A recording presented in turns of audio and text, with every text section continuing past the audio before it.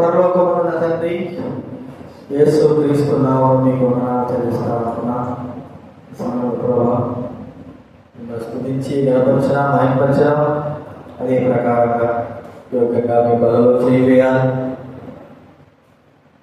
దానికి మీ వాక్యం సరిచేసేదిగా ఉన్నది. ఒక మతంగా, దారుముగా, కొలబద్దగా, శుద్ధవలే మమ్మల్ని సరిచేసేదిగా ఉన్నందుకు స్తోత్రాలు. ఈ వాక్యం ద్వారా నన్ను మేము అందరూ కూడా వ్యక్తిగతంగా సరిచేయబడుటకు సహాయం చేయండి, కనిపించండి. ఏ విషయాల్లో నేను తప్పైన వాటన్నింటినీ క్షమించండి, సరిచేయండి. మీకు ఇంకా దగ్గరగా ఉండడానికి అనుగ్రహించండి. కృతజ్ఞతమైన స్థితిని చెల్లిస్తూ మహిమయు ఘనతయు ప్రభావంతో యేసు ప్రభు నామమున ప్రార్థించి అడిగి వేడుచున్నాం తండ్రి.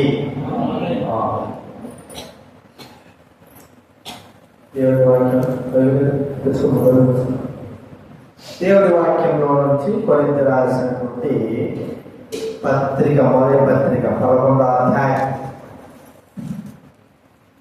మొదటి కొరింథీ 11వ అధ్యాయం 23వ వచనం నుంచి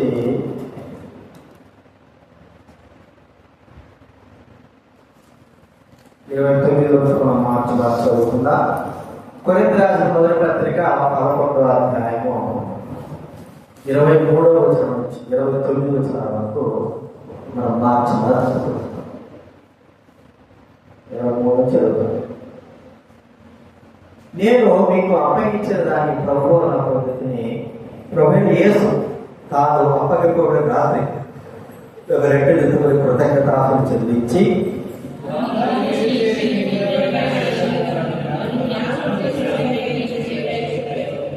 ఆ ప్రకారమే భోజనమైన పిమ్మట ఆయన పాత్ర ఎత్తుకొని, ఈ పాత్ర నా రక్తము వలన కొత్త నిబంధన, మీరు దీనిలో త్రాగినప్పుడల్లా నన్ను జ్ఞాపకం చేసుకుంటే దేవుని చేయించారు.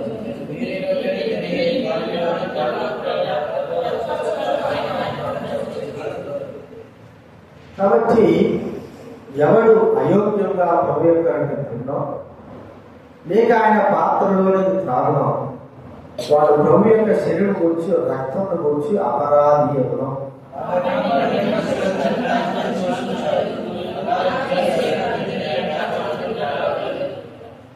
ప్రభువు శరీరమైన వివేచింపగా తిరిగి త్రాగువాడు తనకు శిక్షావిధి కలుగుటికే తిరిగి త్రాగుచుంటాడు. అలాగే మత్తయి సువార్త 23వ అధ్యాయం 13వ వచనం మొదటి మాత్రం చదువుకుందాం. మత్తయి సువార్త 23వ అధ్యాయం 13వ వచనం ఒక్క వారం చదువుకుందాం. అయ్యో వేషధారులైన శాస్త్రులారా, పరిచయులారా. అలాగే మత్తయి సువార్త 17వ అధ్యాయం 17వ వచనం 17వ అధ్యాయము 17వ వచనం చదవండి.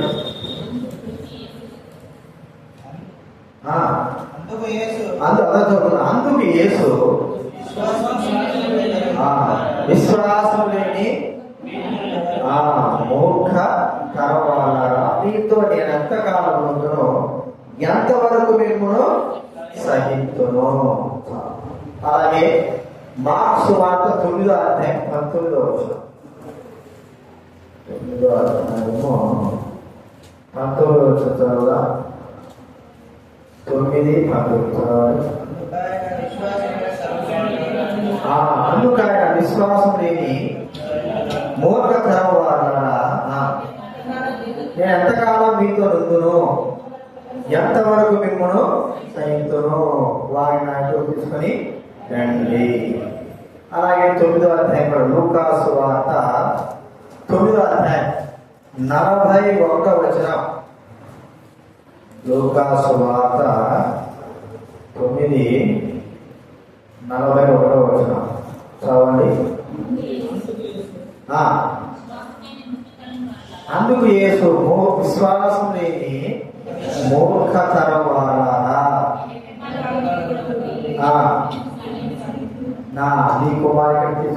రమ్మంటే వాళ్ళు చూస్తున్నా మరి పరిశీలన శాస్త్రం గురించే ప్రభు అయ్యో అనే మాట ఉపయోగించారు. అయితే ఇక్కడ కూడా ఆయన తన 12 మంది శిష్యుల విషయంలో బాధకరంగా చెబుతున్నమాట. ఏమంటున్నాడు? విశ్వాసం లేని మూర్ఖతరం వాళ్ళ మీతో నేను ఎంతకాలం ఉంటాను, ఎంతవరకు మిమ్మల్ని సహించాలి అంటే 3 సంవత్సరాల్లోనే ఆయన వారి యొక్క చేష్టలకి విసిగిపోయినాడు అని మనం చూసుకుంటున్నాం. చేష్టల కంటే వారు ప్రభువును చూస్తూ దేవుడి ద్వారా చూస్తూ కూడా వారిలో విశ్వాసము అనేది లేకపోవడం, మరి దేవుడి యొక్క విశ్వాసము వారు తగినంతగా లేకపోవడము ప్రభు చూస్తూ వచ్చారు. అందుకే ఆయన అంటున్నాడు విశ్వాసం మూర్ఖతరం వాళ్ళ 3 సార్లు కదా మత్తయి సువార్త, మార్కు, లూకా సువార్త 3 సార్లు మాకు ప్రస్తావన చేయబడింది. అంటే వారిని మరి ఎన్నిసార్లు చెప్పినా కూడా వినలేనటువంటి వారు, విన్నా కూడా గ్రహింపోయేటువంటి వారు, గ్రహింపు ఉన్నప్పుడు కూడా ఆచరణ చేయలేనటువంటి వారుగా ఉన్నారని ఇక్కడ మనకు ప్రభు చెప్తారు. కాబట్టి పరిశీలన శాస్త్రులు మరి సద్దుకైనా కాదు, ఆయన శిష్యులు. మరి ఆయన శిష్యులే అలా ఉంటే ఇక మన విషయమే, ఆయన శిష్యులే అలాంటి స్థితిలో ఉంటే అంటే వారు ప్రభువును సంతోషపెట్టలేకుండా ప్రభువుకు దుఃఖం కలిగించేటువంటి క్రియలు చేస్తున్నప్పుడు మన విషయమే మనం ఏమని చెప్పుకోగల? ప్రభు ఈ మాటలు మన గురించి చెప్పగలుగుతున్నాడేమో. ఎవరంటే విశ్వాసం అనేది మూర్ఖ తరము వారలారా. ఈ తరం ఎలాంటిది? మూర్ఖత. ఎంతకాలం సహిస్తాను, ఎంతకాలం మీతో పాటు ఉంటాను అని ప్రభు పదే చెబుతున్న మాట మనకి ఇక్కడ చెప్పబడతారు.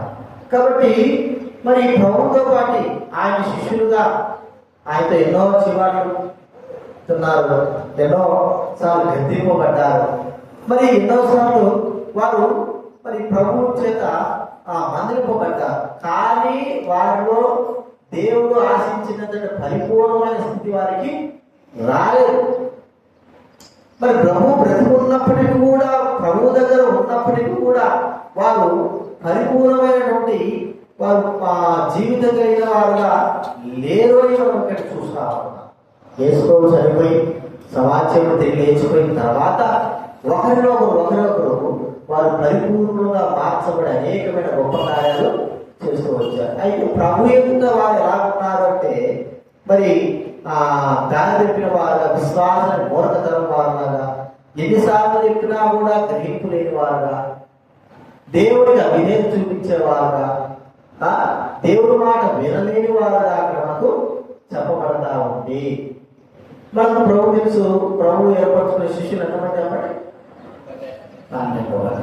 ఈ 12 మందిలో అతి ప్రాముఖ్యమైన వారు కూడా ఉన్నారు. వాళ్ళు పేతురు, యోహాను, యాకోబు. వీరు ముగ్గురు ప్రాముఖ్యమైన, అంటే వీరు ఎక్కడ పోయినా సరే ప్రభు అయిన దేవుడు తీసుకోపోవడం మనం చూస్తాం. ఎక్కడ పోయినా సరే వారిని మరి 12 మంది శిష్యులు పైన ప్రభుతో సన్నిహితంగా వారిని ఎక్కువగా దేవుడు చేరుస్తూ వచ్చాడు, సన్నిహితంగా ఉండాలని చేరుస్తూ వచ్చాడు.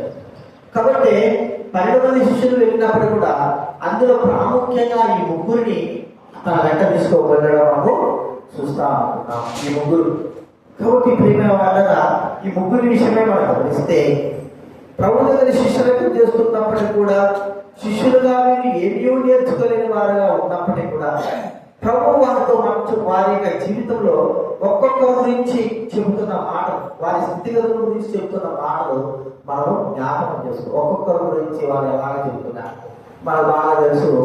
పేతురు అనే పదానికి అర్థమైంది బండ, రాయి, కేఫా అనేటువంటి మాటలు మనకు చూస్తాము. బండ మనం ఎక్కువగా ఎవరు ఉపయోగిస్తాం బండ అనే పదాన్ని?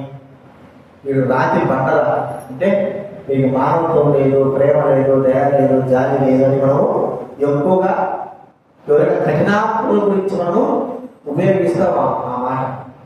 మరి యేసుక్రీస్తు వారు పేతురుకి బండ, రాయి అనేటువంటి పేర్లు చెప్పబడతారు.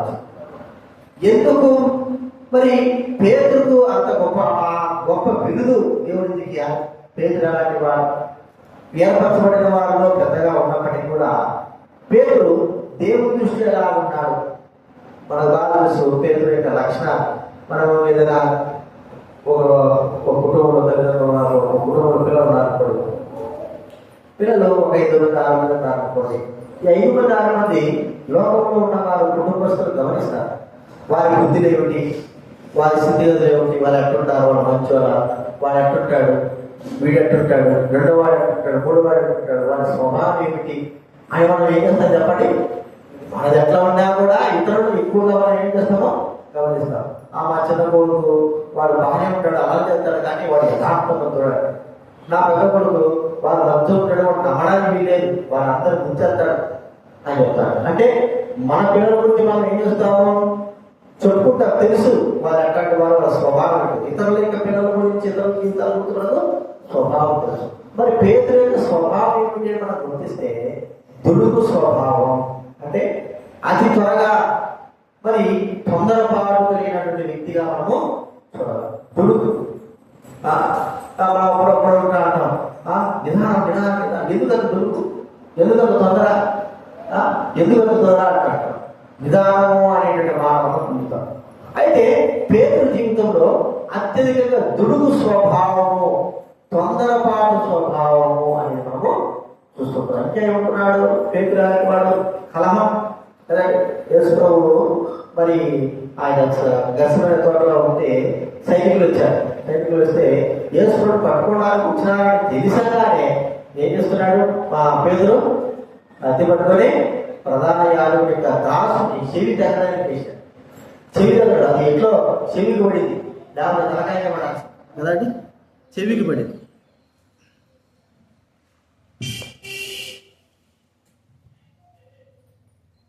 ఇక్కడ పెట్టలేదు,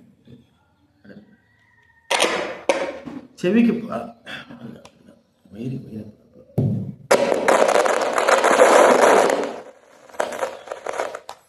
hello hello hello hello hello friends కదా.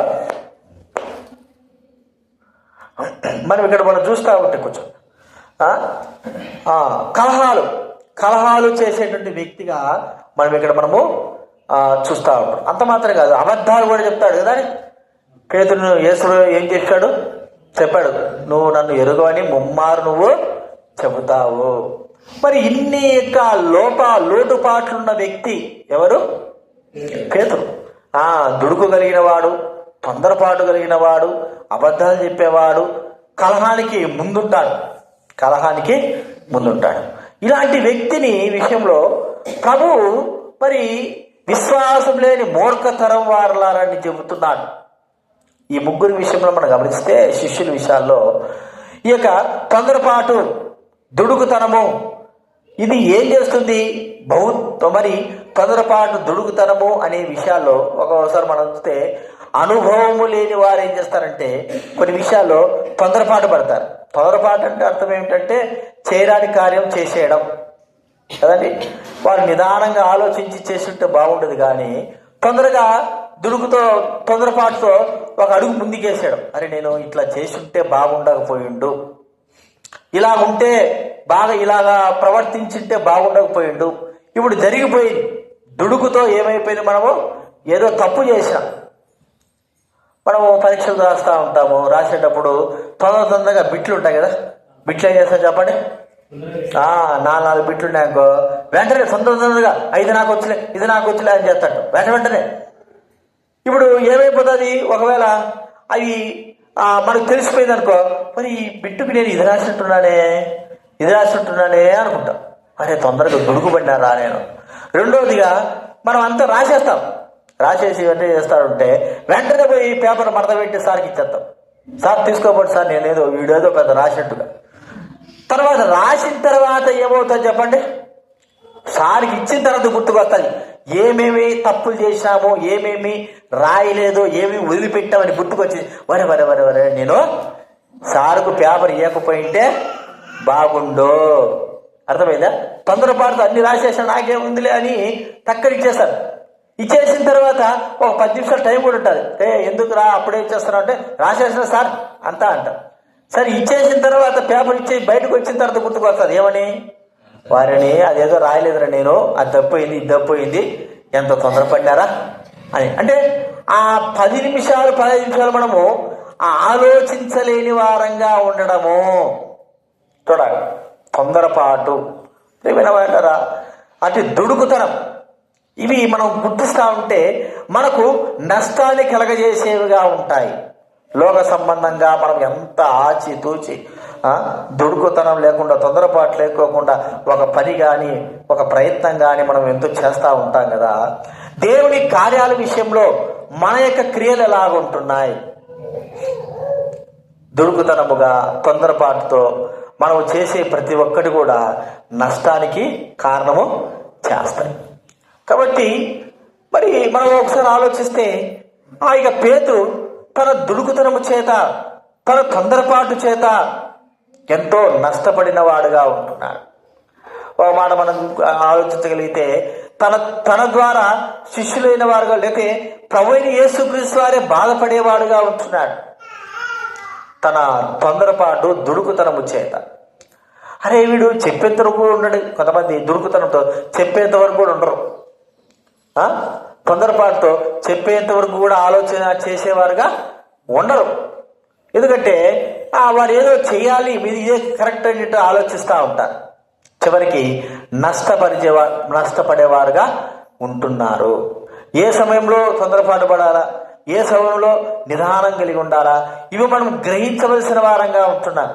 ఒక్కోసారి మనము తొందరపడవలసిన వాటిలో తొందరపడము, అర్థమైందా? రెండోదిగా నిదానంగా ఉండవలసిన వాటిలో నిదానంగా ఉండం.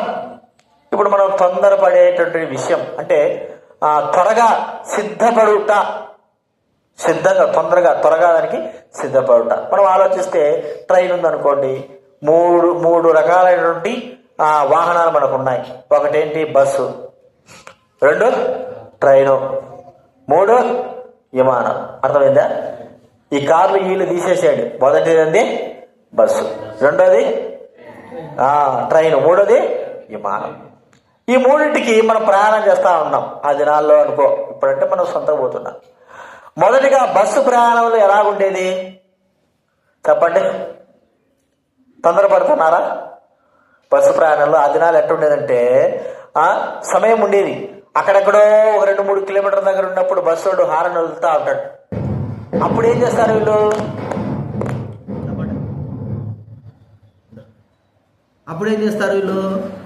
ఒరే బస్సు వస్తుందిరా, 2 కిలోమీటర్లు వస్తుందిరా అని కొద్దిగా తొందరపడేవారు. ఎందుకు?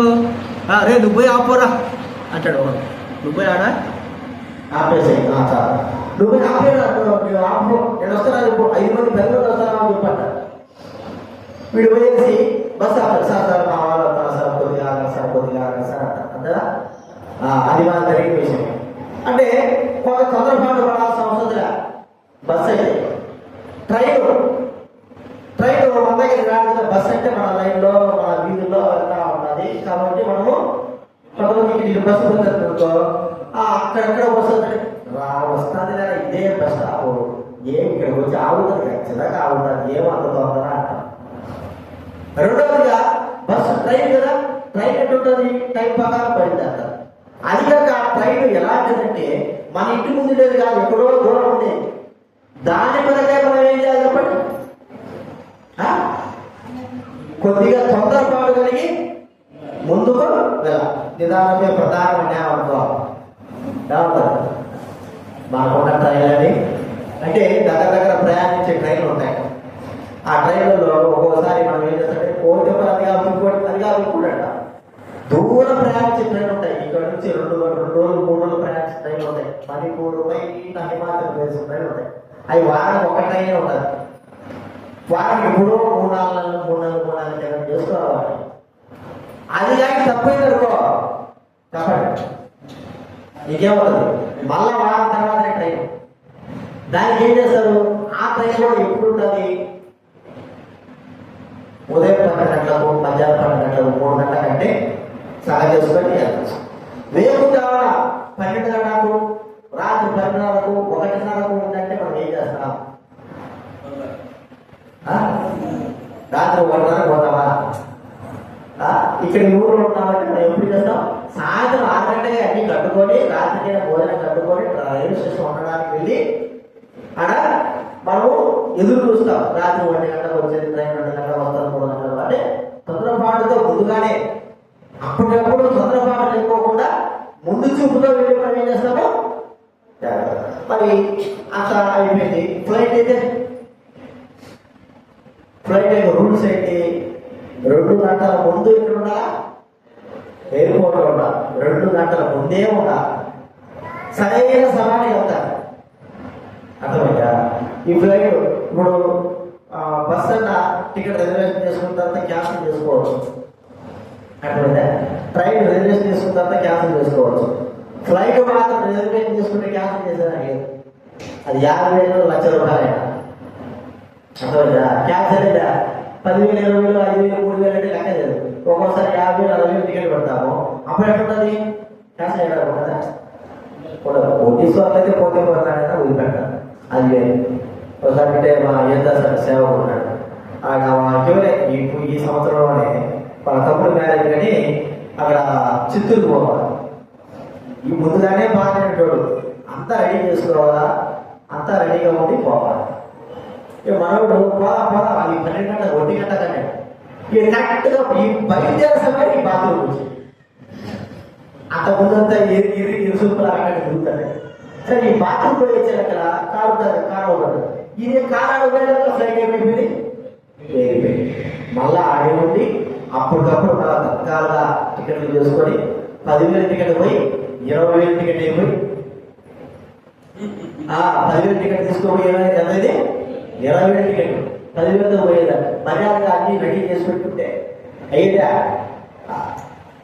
అట్లా తొందరపాటు కలిగిన సమయాల్లో మనం ఏం చేస్తామంటే తొందరపాటు చేయము. నిదానంగా ఉండవలసిన సమయంలో తొందరపాటు పడతాం. ఇప్పుడు ఈ తొందరపాటు అంటే సిద్ధపాటు తొందరగా ఉండడానికి కారణం ఏంటంటే ప్రభు యొక్క రాకడ కొరకై మనము ఎలాంటి యొక్క తొందరపాటు అంటే మనం ముందు చూపు కలిగిన వారంగా ఉంటున్నాము, అన్ని సిద్ధపరుచుకునే వారంగా ఉంటున్నాము. ఈ ట్రైన్ ఎలాంటిది? బస్సు కాదు కదండి. ఈ ట్రైన్ ఎలాంటిది? యేసుప్రభు రాకడనే ట్రైన్ ఎలాంటిది చెప్పండి. అది ఎప్పుడు వస్తుందో ఎప్పుడు పోతారో తెలియదు. బస్సు అంటే టైం పక్కగా వస్తుందంటే ప్రహారం వస్తుంది. రైలు అంటే మన యాప్లో చూస్తే రెడీ ఉండాలిరా ప్లాట్ఫామ్ అనుకోవచ్చు. ఫ్లైట్ కూడా రెడీగా ఉండాలి. ఒక 5 నిమిషం మనం ముందు పోవాలంటారు. ఈ ట్రైన్ ఏదంటే ఈ తెలియ ట్రైన్ దీని కొరకై నీవు నేను ఎలాగ సిద్ధపడుతుంటున్నా, ఎలాగ సిద్ధపడే వారంగా ఉంటున్నా అది మనం గుర్తించుకోవాలి. ఎప్పుడు ఎలాగ సిద్ధమంటే ఏమిటి మనం ఆలోచిస్తే మనం అనుకుంటాము ప్రార్థన పోతే కదా. ఎందుకు వార కార్యక్రమాలు పెట్టింది? ఎందుకు దేవుడి కార్యక్రమంలో దేవుడు స్తుతించడానికి మనం ప్రభువు ఆయన ఆరాధించిన సమయాలు పట్టిందంటే ఏమో ఏ సమయంలో మనం మరి లేనప్పుడు ప్రభు రావచ్చేమో. సంఘ ప్రార్థన పెట్టుకున్నామనుకో, సంఘ ప్రార్థనలు ఏముందిలే ఈరోజు సంఘ ప్రార్థన, ఆ సంఘ ప్రార్థన సమయంలోనే రావచ్చేమో. ఏమో ఉపవాస ప్రార్థన పెట్టినాము, ఉపవాస ప్రార్థన ఏం పోతామో ఈరోజు నాకు బాగా బద్దకంగా పోలేను అనుకో, ఏమో ఉపవాస ప్రార్థన కూడా రావచ్చేమో. ఆన్లైన్ ప్రేయర్ పెట్టామనుకో, ఆన్లైన్ ప్రేయర్లో ఏం పోతా రాత్రి నేను నిద్ర మెలుగులేకపోతున్నానంటే ఏమో ఆన్లైన్ ప్రేయర్ కూడా రావచ్చేమో రాత్రి కూడా. అంటే ఏ సమయంలో ఎప్పుడు దేవుడు వస్తాడో తెలియదు. కాబట్టి అన్ని సమయాలలో ప్రభువు మనం ఏం చెప్తున్నాడు? సిద్ధపాటు కలిగి ఉండాలా అనేది ప్రభు మనకి ఇక్కడ చెబుతున్నమాట. సమయం వచ్చిందా? మీటింగ్ సమయం వచ్చిందా? లేకపోతే ఎక్కడికి స్పెషల్ మీటింగ్ వెళ్ళాల్సిన సమయం వచ్చిందా? మన సమయం జరిగినప్పుడు వెంటనే ఆ సమయాల్లో ఏం చేయాలి? సద్వినియోగం పరుచుకొని వెళ్ళిపోవాలి. ప్రార్థన లేదు, ఏమీ లేదు, ప్రార్థన మధ్య రాదు. మనం ఎప్పుడు మనం ఏ సమయంలో దేవుడు వస్తాడో సిద్ధంగా ఉంటాం. మనం అందరం ఏమే కాదు చెప్పండి. యేసులో రాకడనే ట్రైన్ ఎక్కాలి. అది ఎక్కకపోతే ఏమైపోతుంది? అది వెళ్ళిపోతుంది. వెళ్ళిపోతే మనం ఏమేమి పెట్టడం విడవా. మరి మన అందరూ ఎక్కాలని ఉందా లేదా? ఎక్కాలంటే ఏం చదివానన్నా ఎక్కాలని ఉందా లేదా? నాకెందుకు, నాకు అవసరం కదా. యేసు ప్రభువుని ట్రైన్ నువ్వు ఎక్కాలనుకుంటున్నావా వద్దనుకుంటున్నావా? ఏం బాగా చెప్పు. ఎక్కాలనుకుంటే ఎప్పుడు ఆ టైంకి తెలుసా తెలియనప్పుడు నువ్వు ఎలా ఉండాలి? ప్రతి క్షణము సిద్ధపాటులో వెళ్ళిన వారంగా ఉండాలి. సమయాన్ని తెలిసినప్పుడు, ట్రైన్ సమయం తెలిసినప్పుడు మనం సిద్ధపడి ఉంటాం కదా. సమయం తెలియనప్పుడు మన జీవితంలో చాలా సిద్ధపాటు కలిగిన వారు. అందుకే ప్రార్థన చేయండి, సమయం ఉన్నప్పుడు రావాలి. ఇంటిగా ఊరికే దేవుడు సమయం తెలియచేసుకుని ప్రార్థన లేదు, వాక్యం లేదు, మీటింగ్ లేవు. మనం కూడా దేవుడి సన్నిధికి రావాలి. ఎందుకు మీటింగ్ బయట మీటింగ్లో వెళ్ళేటప్పుడు కూడా ఆహ్వానించేది. ఆ సమయంలో దేవుడు రావచ్చేమో, రాత్రి మీటింగ్ పెట్టి ఆ సమయంలో రావచ్చేమో దేవుడు. ఏ సమయం వచ్చినా కూడా ఆయన ఉన్నప్పుడు సిద్ధంగా ఉండాలా అన్నది ప్రభుత్వం ఇక్కడ. దూకుడు, సిద్ధపాటు, తొందరపాటు లోక సంబంధంగా మనకు ఒకవేళ నష్టాన్ని కలగజేస్తాయో కానీ ఆత్మ సంబంధంగా ఎప్పుడైతే ముందడుగు దూకుడుగా ముందడుగు మనం ఎప్పుడైతే ఉంటామో అప్పుడు మనము నష్టపరచబడము. అర్థమైనా? కాబట్టి మొట్టమొదటిగా పేతురు గుర్తిస్తే ఎప్పుడున్నాడు? దూకుడు, తొందర స్వభావం. అది భౌతికంగా తనకేదో నష్టం కలిగిస్తుంది, కానీ ఆత్మ సంబంధంగా తాను ముందుగానే ఉంటే నష్టపరచబడు. వాళ్ళు నేర్పుతున్నవాడు. అంత మాత్రమేనా? పేతురు విషయంలో గమనిస్తే ఏమన్నాడు? కలహాలు. ఎక్కడున్నాడో చెప్పండి. లేస్తే కలహం, కూర్చుంటే కలహం అనేది గొడవ. ఎప్పుడు చూసినా గొడవ. మా యుద్ధులుగా మా ఇంటి పక్కన ఉండదా? ఎక్కడుంటుందా? అప్పుడు ఆయన నోరేటోడు కాదు సార్. అంత కలహాలు, గొడవ చెప్పడానికి వీలేదు. రోజు సుప్రభాతమే, ఉదయం వేసి సాయంత్రం వరకు పనికి పోతే కానీ సుప్రభాతమే సుప్రభాతం. కలహం చెరుపుకుంటే సార్ అట్ట మాట అంటే కాదు, ఏమంటారు మెలేసుకుంటుంది. కలహాలు పేదలు అంటున్నాడు. కలహాలకు ఏం చేయాలి, మనం ఏం చేయాలి చెప్పాలి? దూరంగా కలహమునకు దూరంగా నరులకు ఘనత. మనము కలహాలకి, గొడవలకి దూరం ఉంటాం. అందుకే మనం చూస్తే అబ్రహాము లోతు విషయం వాళ్ళ పశువులు కావాలి, వీళ్ళు పశువులు కొట్లాడుకుంటా ఉంటే అబ్రహాం అంటాడు మనం బంధువుల్ని కలహాలు అనుకుంటాడు. ఇస్సాకు మరి తన తండ్రి తవ్వించినటువంటి బాబులను కూడా తవ్వించడానికి చేస్తా ఉంటే అక్కడ ఉన్నటువంటి ఫిలిప్తీలు వారి మీదకి వచ్చి ఇవి మావి తొమ్మిదంత వరకు ఉంటారు. తొమ్మిది తర్వాత ఈ మావి మా సొంతం అట్లా 3 సార్లు చేస్తే 3 సార్లు ఇస్సాకు ఎంత మాత్రం కూడా కథం పెట్టారు. ఎవరైతే అని వదిలిపెట్టి చివరికి మంచి జలం లేదు. అంటే కలహంతో మనం ఏం కాదు చెప్పండి, దూరంగా పేదలాగా ముందుకే ఉండడం. కలహాలకు ఎప్పుడు కూడా ఎట్టున్నాము. అంత మాత్రం కాదు, అబద్ధాలు అనేటువంటి వాటి పూర్వాలకు వస్తే ఏ సేవలో నాకు తెలియదంటే మన జీవితంలో ప్రభువు మనకు తెలియదు, ఎరుగలేము, మాకు తెలియదు అనేటువంటి ఆ మాట మన దగ్గర కాదు. ప్రభు అన్నాడు, ఎవరైనా సరే నన్ను ఎరగకపోతే పరలోకంలో నా తండ్రి ఎదుట కూడా నేను కూడా ఆయనను ఎరుగను. అంటే ఎరుగను అంటే అర్థం ఏంటంటే మన క్రియల చేత, మన పనుల చేత దేవుడు మాకు తెలియదు అన్నట్టుగా ప్రవర్తించడం. మనం మంచి కార్యాలుగా ప్రవర్తిస్తే వీరి దేవుడు ఏమన్నా వీరి దేవుడు అనేటువంటి చూపించాలి. లేకపోతే మనం దుర్మార్గంగా ప్రవర్తిస్తే అసలు దేవుడు ఎవరో తెలియదు అన్నట్టుగా మనం ప్రవర్తించే వారంగా ఉంటాం. మీరు దేవుడు, మీరు ప్రవర్తన ఏంటి మంచిగా ఉంది, మీరు నమ్మిన దేవుడు గొప్పవాడా. ఎందుకంటే ప్రవర్తనను బట్టి మన దేవుడు మనం ఏం చేస్తామో తెలియపరుస్తాం. లేకపోతే మన దేవుడు ఎవరో మాకు తెలియదు అన్నట్టుగా అబద్ధాలుగా చేసుకుని ఎవరో నాకు తెలియదు 3 సార్లు నాకు తెలియదు అన్నాడు. అంటే అర్థం ఏమిటి? మనం చూస్తే యేసుప్రభువు ఎవరో నేను అసలు చూడలేదే, నాకేమిటి తెలుసు. మరి 3 సంవత్సరాలు అనేది అబద్ధాలు. ఇది మన జీవితంలో పేదల యొక్క స్వభావం మనకి ఇక్కడ. మన స్వభావం అందుకే అంటున్నాడు, మేము ఎంతకాలం సహిస్తాం? ఇంత ప్రవర్తిస్తున్నారే దురుకుగా, లోకంలో దురుకుంటారు. నా విషయం అయితే సోమేరులాగా ఉంటారు. ఇంతగా మరి ప్రవర్తిస్తారని ఎట్ట నువ్వు సహిస్తుంది? నా రాకడనే మీరు ఎలాగా సిద్ధపడి ఉంటారు? అంటే కలహాలతో ఉంటున్నారు. ఇంకేం చూస్తున్నారు కాబట్టి అబద్ధాలతో మీరు ఉంటున్నారు అనేక మాట మనం చూస్తుంటున్నారు. ఇది మొట్టమొదటిగా పేతురు గురించి మనం ఇక్కడ చెప్పబడేవాడు. ఇది రెండో వ్యక్తి చూస్తున్నారు. రెండో వ్యక్తి ఎవరు? యాకోబు, పేతురు, యోహాను, యాకోబు. యాకోబు చూస్తే చూడండి, ఈ యాకోబు అనేటువంటి వ్యక్తి, యాకోబు, యోహాను వీళ్ళంటే అన్నదమ్ములే, సొంత అన్నదమ్ములు.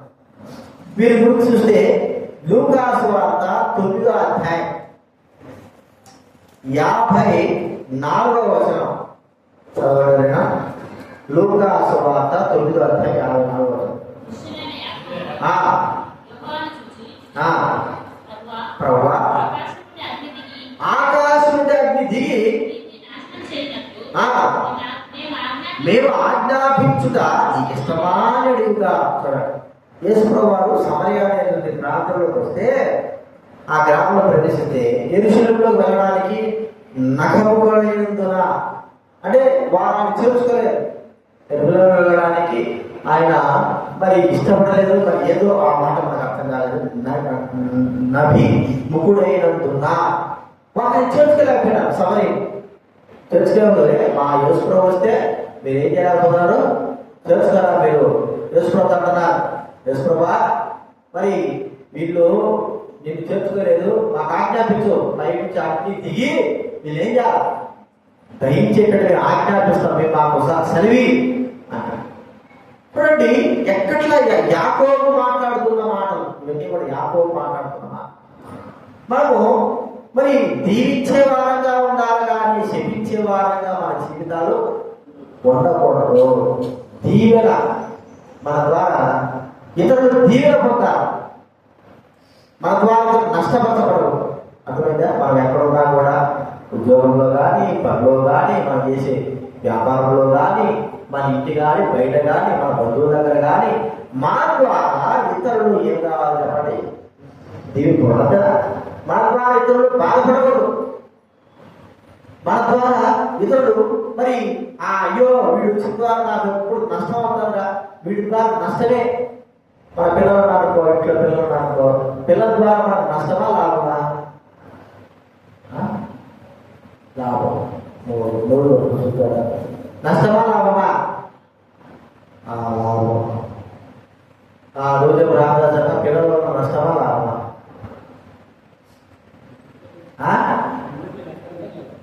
ఒకటి చెప్పు, నువ్వు చెప్పున్నా పిల్లల ద్వారా నష్టమా లాభమా? లాభం. నా సరే నువ్వు చెప్పు గాయత్రి, పిల్లల ద్వారా నష్టమా లాభం? నువ్వు చెప్పు. లాభము. ఏ లాభం? లాభం చెప్పండి, ఒక లాభం చెప్పండి.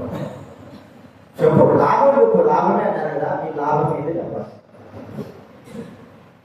మీ ఇంట్లో ఉన్న వస్తువులు ఉన్నట్టుగా ఉంటాయా? అది లాభం అనేది. మీరు తెచ్చిన ఫోన్ కానీ ఏమైనా సరే ఉన్నట్టుగా ఉంటాయా? చంద్రశేఖరణ చెప్పు, లాభమా నష్టమా? మీరు కొత్త ఫ్రిడ్జ్ తెచ్చినారనుకో, అది బాగుంటుందా బాగుంటుందా? మరి లాభం అనేది బాగుంటుందా? కాబట్టి వారి ద్వారా మనకు లాభమా నష్టమా? అంత నష్టమే. ఎప్పటి వరకు వారు ఎదిగి కొంత వయసు వచ్చేంత వరకు అంత, అప్పుడు కూడా నష్టమే. చిన్నప్పుడు చేసిన దానికంటే కొద్ది ఎదిగే కొద్దిగా ఇంకా కొన్ని ఎదిగే కొద్ది నష్టం తగ్గుతుంది అంతే కానీ లాభమే ఉండదు. అర్థమైందా? వీళ్ళ వల్ల మాకేం లాభం చెప్పు? ఏం రాలేదు. తిండి పడిపోతాడు, ఏం లాభం ఉంటుంది? ఏం లేదు. లాభం ఏముంది? డబ్బు పోతా ఉంటే అన్ని పోతా ఉంటాయి. లాభం ఏమనిపించింది? అర్థమైందా? ఒక సమయం వస్తుంది, ఆ సమయంలోనే అది లాభంగా ఏదో మనం వాళ్ళ భవిష్యత్తు బాగుపడితే మనం లాభం అవుతుంది. కానీ అంతా కూడా ఏమవుతుంది చెప్పండి? నష్టమే. కాబట్టి మన జీవితం ద్వారా మా పిల్లలు అంటే అట్లాగే పిల్లలు ఏమన్నా మనం ఏమన్నా దూరం చేసుకుంటాం, అది కాదు ప్రాముఖ్యం. మన ద్వారా మనం ఎక్కడున్నా కూడా మన ద్వారా లాభం కదా. యోసేపు చూసామనుకో, యోసేపు ఒక అమ్ముడు పోయాడు, అమ్మేశాడు యోసేపు ఒక వ్యక్తి. ఆ ఇంట్లోకి వెళ్తే యోసేపు బతుకున్నాడు, అక్కడ ఉన్నాడు. ఎన్ని సంవత్సరాలు ఉన్నాడో కానీ సుమారు 10 సంవత్సరాలు, 7 సంవత్సరాలు, 8 సంవత్సరాలు. ఆ సంవత్సరాలన్నిటిలో కూడా యోసేపు ద్వారా ఆ పొతిఫరు ఆ యొక్క అధికారి వారు బాగా లాభం పొందారు. అర్థమైంది? నష్టం ఎక్కడ కూడా కొంతమంది దాసుల ద్వారా నష్టాలు పొందుతారు. పనివాడు ఏం చేస్తాడంటే వీడు కావలసిన నష్టపడతాడు, నన్ను బాధపడతాడు, అట్లా చేస్తాడు, ఇట్లా చేస్తాడు అని చెప్పండి. ఏం చేస్తాడు? ఇప్పుడు బెల్లాలు వేస్తున్నాడు అనుకోండి, మేస్త్రి ఏం చేస్తాడు? వాళ్ళు కావాల్సిన ఏదో ఒక నష్టాన్ని వాడు బాగా ఉండకపోతే నష్టం చేస్తాడు. కాదు డ్రైవర్ ఉంటాడు అనుకోండి, వాడు మధ్యాహ్నం మంచిగా ఫుడ్ బాగా పెట్టకపోతే వాడు ఏం చేస్తాడు? మనకు నష్టం చేస్తాడు. ఎట్లా కాదు గతులు కూడా తమనం ఉంటారు, మాకు నడుగుతుంటాడు. మాటి బ్రేక్లు ఎత్తాడు, ఎందుకు బాగా చూసుకోలేరు వాడు నష్టం చేస్తాడు. అర్థమైతే? కాబట్టి ఇక్కడ మనం ఎక్కడున్నప్పుడు కూడా మన జీవితము ఇతరులకు లాభకరంగా ఆశీర్వాదకరంగా ఉండాలి. యాకోబు ఏమంటున్నాడు? ఎలాంటి వాడు యాకోబు? ఆశీర్వదించాల్సి పోయి శపితాలని నువ్వు ఆజ్ఞాపించు పైన చేస్తారు. యేసు ప్రభువుని అంటాడు, యేసు ప్రభువు రక్షించడానికి వస్తే నేను శపిస్తానంటాడు. అంటే ఒక ఆజ్ఞ వీళ్ళందరూ ఏం చేస్తారు చెప్పండి? అగ్ని దిగి వచ్చేసి నాశనం ఏంటంటే చేస్తా అంటాడు. యేసు ప్రభువు వచ్చిందేమో అందరూ బ్రతికించడానికి వస్తే ఇతనేమంటున్నాడు? చంపేస్తాను నువ్వు ఆజ్ఞ అంటాడు. చూడండి, యేసు ప్రభు ఎందుకు యేసు ప్రభు వారిని ఎంతకాలం మీతో పాటు ఉండాలని ఆయన వాపోతూ చెప్తున్నాడంట. ఇదో ఇక్కడ కాలేదు బాధపడ్డా పిల్లలు ఎవరైనా ఎన్ని రోజులుగా నీ వల్ల బాధపడ్డారు, నీ వల్ల ఎట్టయిపోతుంది అట్టయిపోతుంది, ఏమి రాదు బాధపడతానంట. చూడండి, లాభము ఆశీర్వాదం అనేది మన కుటుంబంలో మన పిల్లల ద్వారా జరగనప్పుడు మన ద్వారా దేవుడికి జరగాలా? మన ద్వారా ఆశీర్వాదం జరుగుతుందా, లేకపోతే శాప విషయంలో నష్టం జరుగుతా? దేవుడి సంఘానికి మనము నష్టం చేస్తున్నామా, లాభం చేస్తున్నామా అనేది మనం కూడా ప్రశ్నించుకోవాలి. యాకోబు శపించాల్సిన వాడు కాదు, దీవించవలసిన. చూడండి, మాకుంది పేతురు రాసిన గ్రంథం 1 పేతురు 3:9 వస్తారు. 1 పేతురు ఆశీర్వాదములకు వారసులకు మీరు పిలువబడితే కనుక కీడుకు ప్రతి కీడైనను చేయక దీవించుడు. కీడుకు ప్రతి కీడు చేయదు. ఆశీర్వాదాలకు వారసులుగా ఉండడానికి మీరు పిలువబడ్డారు. అంటే ఆశీర్వించడానికే. ఇప్పుడు మా పని ఏంటి? మీరు చెప్పిన మాట వినకపోయినా, మా మీద తిరగబడినా మా పని ఏంటి చెప్పండి? దేవుడు మిమ్మల్ని ఆశించుగాక. అంతేనా? తిరగబడి మమ్మల్ని కొట్టి లేకపోతే ఎవరైనా మీరే ఏం చేసినామని మేము బాధపడ్డా దేవుడు తిమోతిని ఆశించుగాక. అంతేనా? గంగారామని ఆశించుగాక. అరే నాకు ఎంత క్యూట్ చేసినా నాశనమైపోవాలని చెప్పడానికి లేదు. అది మాకు అలాగే దేవుడు పెట్టలే. ఆశీర్వాదమే. చెప్పిన మాట వినకపోయినా కూడా, చెప్పిన మాట వినకపోయినా కూడా ఏం చేయాలి? ఆశీర్వదించాలి. అదే మా పని. ఏం చెప్పాం? సరే, దేవుడు చూస్తాడు. దేవుడు తర్వాత పెద్దగా విషయం చూస్తాడు. కానీ ఇవ్వవలసింది ఏంటి? దేవుడు నామం చెప్పండి, ఆశీర్వాదం అని యాకోబు పెట్టుకున్నాడు. తాను మరి అందరికి ఆశీర్వాదం, దేవుడి యొక్క ప్రేమను పంచాల్సింది. నువ్వు అగ్ని ప్రేమ బయట నుంచి అగ్ని దిగొస్తా కాల్చేస్తామంటాడు. అరే కాదు, నమ్మడానికి చేసుకున్న వచ్చింది ఈ లోకానికి ఆశీర్వాదములు ఇవ్వడానికి కూడా ఈ లోకానికైనా ప్రతి వ్యక్తిని ఆశీర్వించడానికి వచ్చాడు. వాడు పొందినా పొందకపోయినా వాడు దురదృష్టం, పొందకపోతే వాడు దురదృష్టం, పొందితే వాడు మన సంతోషం అంతవరకే. కానీ ఆశీర్వాదం మాత్రము ఇవ్వడానికి వచ్చాడు. మనము ఆశీర్వాద కారకులుగా ఉండాలి భూలోకంలో. మన ద్వారా సంఘంలో కావచ్చు, కుటుంబంలో కావచ్చు, బయట పనిలో కావచ్చు కదా, మనం చేసే దేంట్లోనే సరే ఆశీర్వాదం పొందే వారంగా మనము మన ద్వారా ఆశీర్వాదం ఇతరులు పొందాలా, నష్టపడకూడదు. మన ద్వారా నష్టం అనేది జరగకూడదు. ఇంకా ఆశీర్వాదం పదంతలో వాడు ఎంత ఆశీర్వాదం మనకు అవసరం, మన ద్వారా ఆశీర్వాదమే కదా, కానీ మన ద్వారా జరిగేది నష్టం జరుగుతా. పిల్లలుగా మన ఇంట్లో ఉంటే మన పిల్లలు మనకి ఎంత నష్టాన్ని కలగజేస్తారు అది పట్టించుకోము, కానీ నష్టం మాత్రం మనకు కలగజేస్తారు. మరి దైవబిడ్డలుగా అన్ని తెలిసిన మనము ఇతరులకు నష్టకరమైన జీవితం కలిగి ఉంటున్నామా? అదే ప్రభు ఆశించేది. అయ్యో వీడేంద్రాడు ఆయన, మీరు ఇక్కడ పెడితే మీరు నష్టానికి కారణులు అవుతున్నారు కానీ ఆశీర్వాదానికి కారణులుగా అవడం లేదేంటి, వీరి ద్వారా అందరూ నష్టపరచబడుతున్నారు. ఆ మాటలు మన జీవితంలో ఉన్నాయి. ఈ వ్యక్తి ద్వారా అనేకమైన వారు ఏం చేస్తున్నారు, ఆశీర్వపడుతున్నారు అనేటువంటి ఆ మాటలు మన జీవితాల నుంచి ఇది యాకోబు గురించి మనం తెలుసుకుంటున్నాం. మొట్టమొదటిగా పేదల గురించి ఏం తెలుసుకున్నాము, తొందర దురుకు స్వభావం భూలోక సంబంధంగా పనిచేయకపోయినా ఆత్మ సంబంధంగా ప్రభు రాకూడదు అంటే మనం తొందరపాటు కలిగి జీవించాలి. రెండోది ఏం చూస్తున్నప్పుడు కలహాలకు ఏముండాలా, గొడవలకి దూరం ఉండకూడదు. అబద్ధాలకి అంటే ప్రభు నామము ఒప్పుకునే వారంగా జీవించే వారంగా ఉండాలి. ఇది మనం చూస్తున్నాం. రెండోది ఎవరు చూసుకోవచ్చా, యాకోబు గురించి ఏం చేసాం, శపించేవాడుగా ఉన్నాడు. మనం ఎలాంటి వారంగా ఉండాలి, శపించే వారంగా ఉండాలా, తెలిసారు ఎలాంటి వారంగా ఉండాలా, ఆశీర్వాదం ఎప్పుడున్నా మనం ఆశీర్వాదకరంగానే ఉండాలి. ఇది మనకు మన నుంచి ప్రభుత్వం. ఆశీర్వాదం లేకుండా మన ద్వారా నష్టము, మన ద్వారా శాపము మన ద్వారా వస్తే దానివల్ల ప్రయోజనం ఏంటి? మన ప్రభు నమ్ముకోవడం ఏ ప్రయోజనం? ఏ ప్రయోజనం? యాకోబు ఆయన దగ్గర మా దగ్గర పోయాడు, లాభం దగ్గర పోతే యాకోబు అడుగు పెట్టే సార్ దేవుడు బహుగా చేశాడు. లాభాలు కొద్ది ఉన్నాయి, 50 100 గొర్రెలు ఉన్నాయి. యాకోబు ఇప్పుడు నుంచి ఆ ఇంట్లో కాలు పెట్టినాడో ఏమైపోయింది చెప్పండి, ఆ గొర్రెలు కాస్త 100 గొర్రెలు, 200 గొర్రెలు, 300 గొర్రెలు, 1000 గొర్రెలు పెరిగిపోతాడు.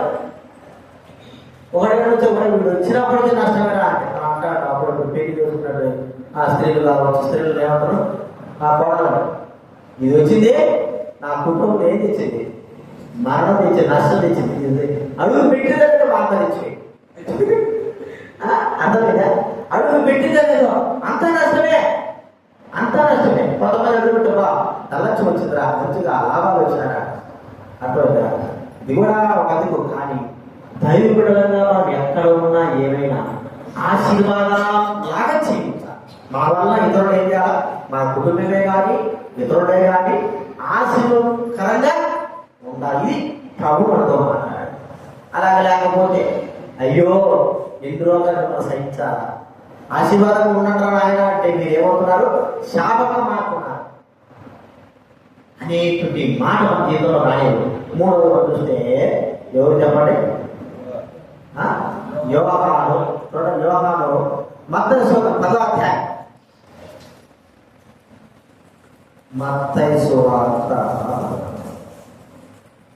35 నుంచి 40 వరకు. మత్తయి సువార్త 10వ అధ్యాయం.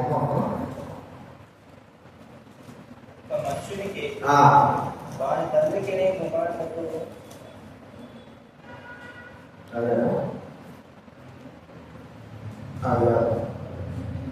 9వ అధ్యాయము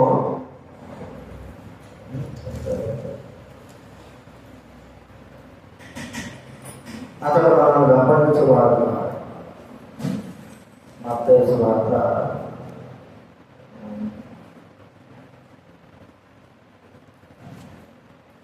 8వ వచనం.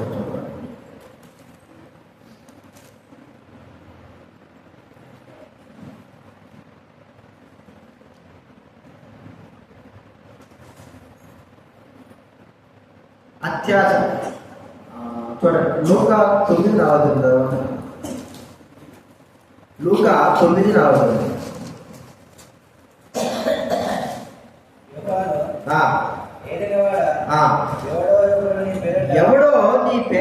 దయ్యమును వెళ్ళగొట్టగా మేము చూచితిమి. వాడు మనల్ని వెంబడించేవాడు వాడు మనం గమనించేవాడు కాడు కనుక వారిని ఆటంకపరిచితమని చెప్పాను. అర్థమైందా? ఎవరితో? యోహాను కదా. యోహాను ఏం చేశాడు? ఒకడు దేవుని గురించి చెప్తా ఉంటే వీళ్ళు పోయేసి ఆపేశాడు. ఎవరు నువ్వు మా దగ్గరకు వచ్చి అన్ని ప్రకటిస్తాడా? ఆపేయండి, మా అక్కడ వేసుకుని ఉన్నాడు, మేము ప్రకటించాలి, నువ్వు ప్రకటించాల్సింది అని చెప్పి వెనకల ఆ వ్యక్తికి బాధ చేసి ఆటలు ఆ మాట వచ్చి చేసుకుని చెప్పారు. అయ్యా వాడు ఎవరో నీ పేరట, నీ పేరట ఆ మాట చూడండి, ఆ మాట నాది, నీ పేరట అంతేనా? నీ పేరట అంటే నీ నామంలో వాడు ఏం చేస్తాడు? దయ్యాన్ని బలపడతాడు, సొంతపడతా అంటే మేమేం చేసాం? మేము తప్ప ఎవరు కూడా చేయకూడదు. మెల్లిగంత వాడు ఆపేశాడు, చేసుకుని గర్తించాడు. ఎందుకు మీరు చేస్తున్నారు? నా నామం త్వరగా చేయడము ఎవరి తరపు కూడా కాదు. అంటే ఒక మాట చెప్పుకోవాలంటే ఇతరులను ఆటంకపరిచేటువంటి విధానం మా పాత్ర రా, ఇతరుల పాత్రకి రాడు. దయ్యం అట్లా చేస్తాడు. మా ప్రార్థన పిల్లలు వస్తున్నారు మందిరానికి, అప్పుడెందుకు వస్తుందా, ఇంకా టైం ఉంది అర్థమైందా? అప్పుడెందుకు వస్తాడు, ఇంకా టైం ఉంది. ఏదైనా పని చేస్తున్నాను పని చేసుకుంటారులే, మనకెందుకు, నువ్వు వచ్చేసి అంతమంది లేదా, నువ్వు ఒక్కడే అన్నా అర్థమైతే మీకు ఒకడే చెప్తా. ఆటంకం ఏదో ప్రీతితో పిల్లలు కావచ్చు, పెద్దలు కావచ్చు చేస్తున్నాను, నువ్వేం చేస్తావు? వాళ్ళు చేసుకుంటారు, వాళ్ళకి మాట లేదా ఆ వ్యక్తికి ఈ వ్యక్తికి దేవుని పనిని చేసేవాడిని మనం ఏం చేస్తామంటే మనకు తెలియకోకుండా మూర్ఖంగా ఆపు వేస్తాం. దేవుడి పని జరిగేటప్పుడు మనం ఏం చేయాలంటే జరగనియా. అర్థమైతే మీకు? దేవుడి పని జరగనియా, ఆటంకకరంగా ఉండకూడదు. చేసుకోమన్నాడు. ఈ చిన్నపిల్లలు నా ఇద్దరు రాయండి. చాలా మంది ఎందుకు పిల్లలు తీసుకురాలేదు, చిన్నపిల్లలు తీసుకురావాలంటే వాడు వచ్చాడు గోల పెడతాడన్న, వాడు వచ్చాడు విసిస్తాడన్న అంటే వాడు ఆటంకపరుస్తున్నావు. లేకపోతే ఎవరైనా వేరే వాళ్ళు అనుకోండి, వాళ్ళు రమ్మంటే వాళ్ళు రావడం లేదట. ఇంట్లో ఏదైనా పని ఎక్కువ అప్పని చెప్పేసి వాళ్ళు అట్లా ఇంట్లో వచ్చేసి వాళ్ళు లేటుగా వచ్చేటట్టు చేస్తారు.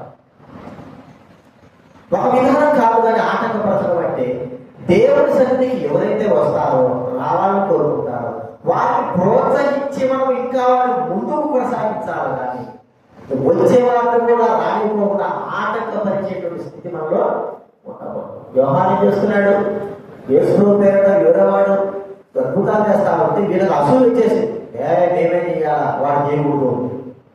వెంటనే పోయినాడు, వీరికేదో అధికారం ఉంటాడు, వాడు ఆపేశారు. వాడు యేసు నామంలో మరి దేవుడి కార్యం చేయకుండా వాడు ఏం చేశారు? ఆపేశారు.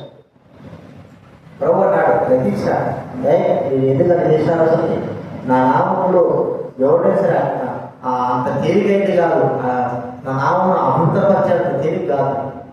ఎందుకు పెట్టి చేశారు? ప్రభు అన్నాడు ఆటంకము అని మనం చూస్తున్నాం. ఈ ఆటంకం విషయంలో గమనిస్తే ఏంటంటే మనము మన చేతులు, మన కాళ్ళు, మన కన్నులు, మన జీవితంలో ఇవి దేవుడి సన్నిధికి వెళ్ళకోకుండా మనం ఏం చేస్తుంటున్నాం చెప్పండి? అవునా కదా? ఉదయకాలం వేసి దేవుడి సన్నిధిలో త్వరగా వచ్చిన వారు చేయడం, త్వరగా దేవుడి సన్నిధికి ఆటంకం లేకోకుండా మన చేతులు కాళ్ళు పనిచేసాయన్న వాళ్ళ చేతులు ఆటంకం చేశాయి. ఎంత ఆటంకం చేసినా ఒక్కొక్కరికి చెప్పండి. ఆ సమయానికి అంతా కూడా సోమరాగా తయారు చేశాం. దేవుడు రాని కూడా చేశాం. సరైన సమయంలోకి మనం వెళ్ళకుండా చేశాం. మన చేతులు, మన కాళ్ళు, మనం ఎందుకు మరి ఇంతగా ఆటంకపరచబడతా ఉంటున్నా? మన కాళ్ళు, మన చేతులు మనం ఎందుకు ఆటంకపరుస్తున్నాయి? దేవుడి సన్నిధికి అతి ప్రాముఖ్యంగా ముందుకు వెళ్ళకోకుండా మన ఎందుకు ఆటంకపడుతున్నాం? మనమే మన శరీరం యొక్క భాగాలు మనకి ఆటంకపరచబడుతున్నాయి. వేరే వాళ్ళ ఆటంకపరిచేంత అవసరం లేదు.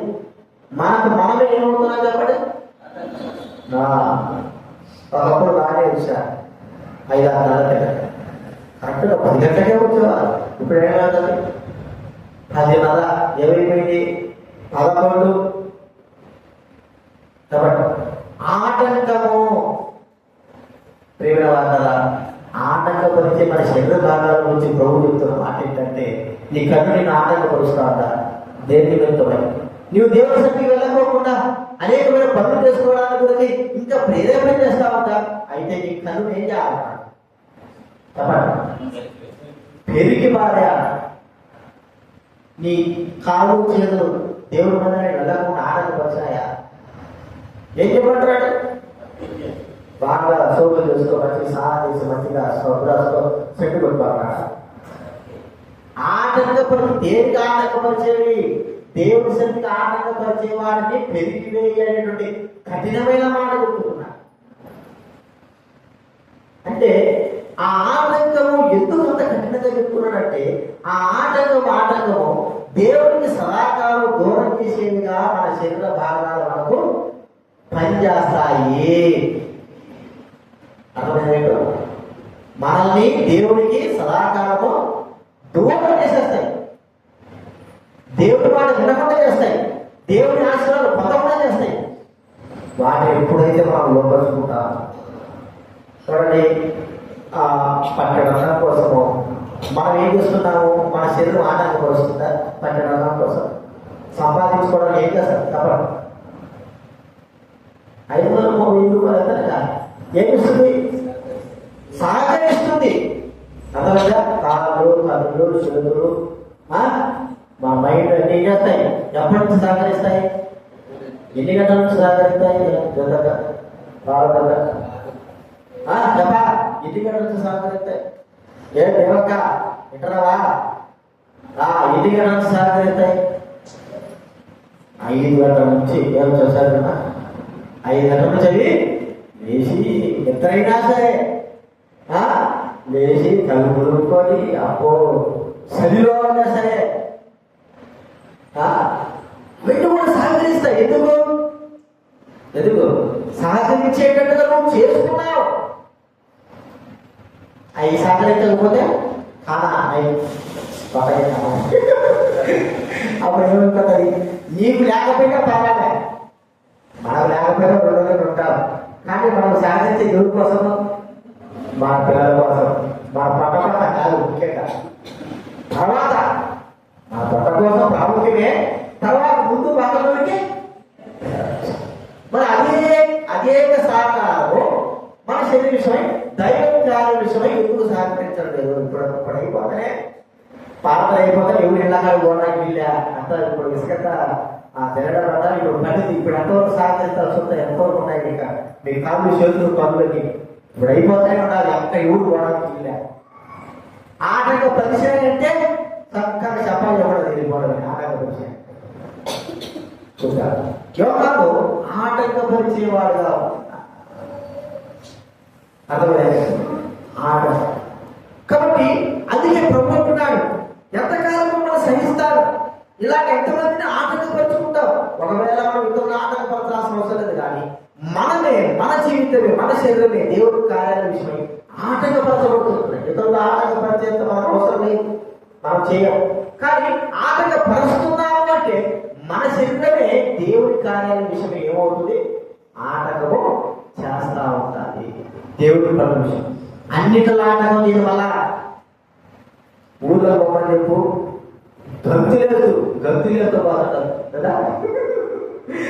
హైదరాబాద్ పోమంటే బ్యాగ్ నిర్మించుకొని చూసుకో ఎంత పోతారంటే చెప్పడానికి ఎక్కడ పోవాలా? ఊళ్ళో పోవాలంటే అదే పాత్ర మాత్రము ఎక్కడే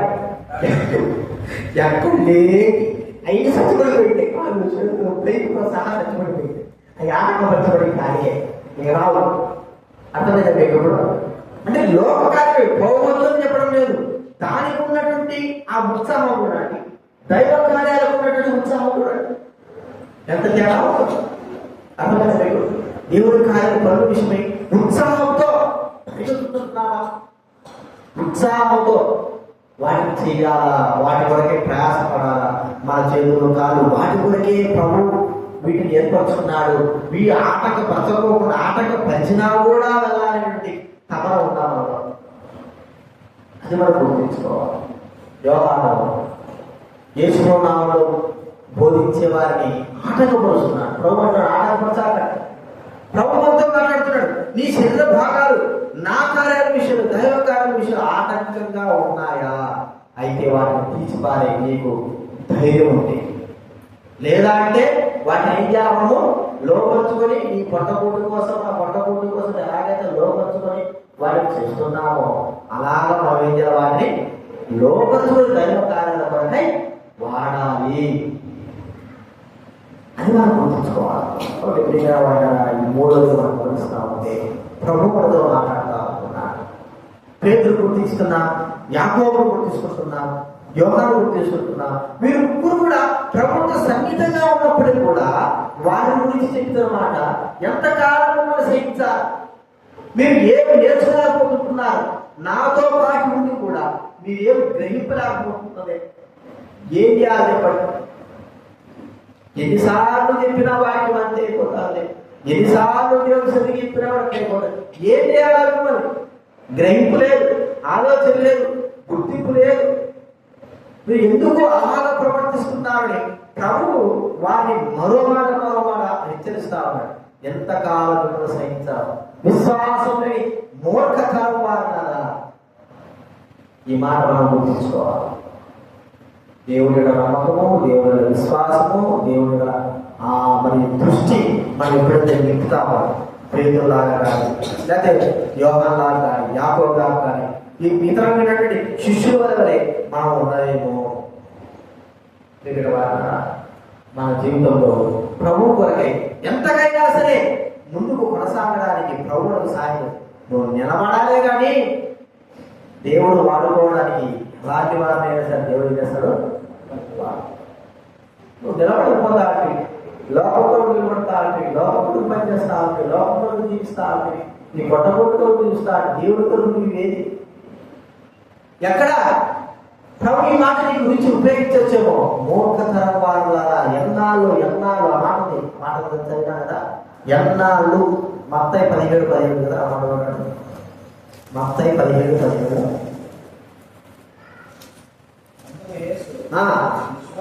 విశ్వాసం లేని మూర్ఖతరం వాళ్ళ మీతో ఎంతకాలము ఉందును, ఎంతవరకు మిమ్మల్ని సహించును. ఏమంటాడు? మార్క్స్ వార్తలో 9:40